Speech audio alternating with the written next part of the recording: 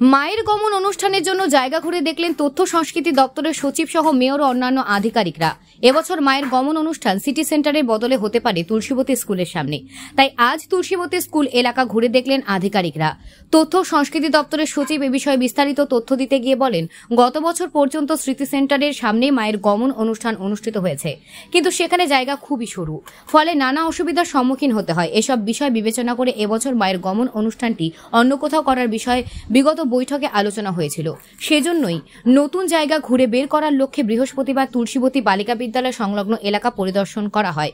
এখানে রাস্তার দুপাশে বেশ বড় আকারের জায়গা রয়েছে, এখান থেকে সুন্দরভাবে অনুষ্ঠান করা যাবে বলে তিনি অভিমত ব্যক্ত করেন।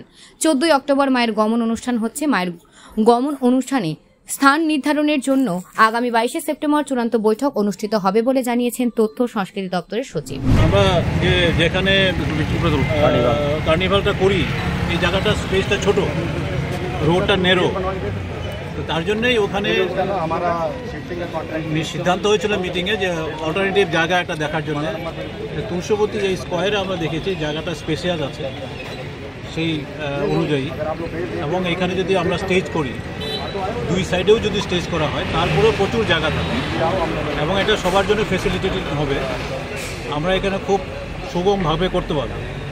তাতে কি হবে, এখন আমাদের রুট ম্যাপটাও চেঞ্জ করতে হবে। আগে যেখানে আমরা করতাম সিটি সেন্টারে, তো ওখানে কিন্তু রুট একটা ছিল, ওই রুটটাকে আমাদের একটু পরিবর্তন করতে হবে।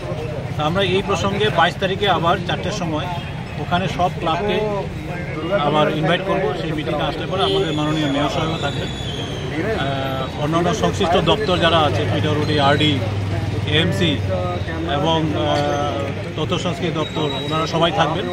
থেকে আমরা এই যে অ্যাকসেপ্টেবল যেটা প্রপোজিশন, এটা আমরা জানিয়ে দেবো।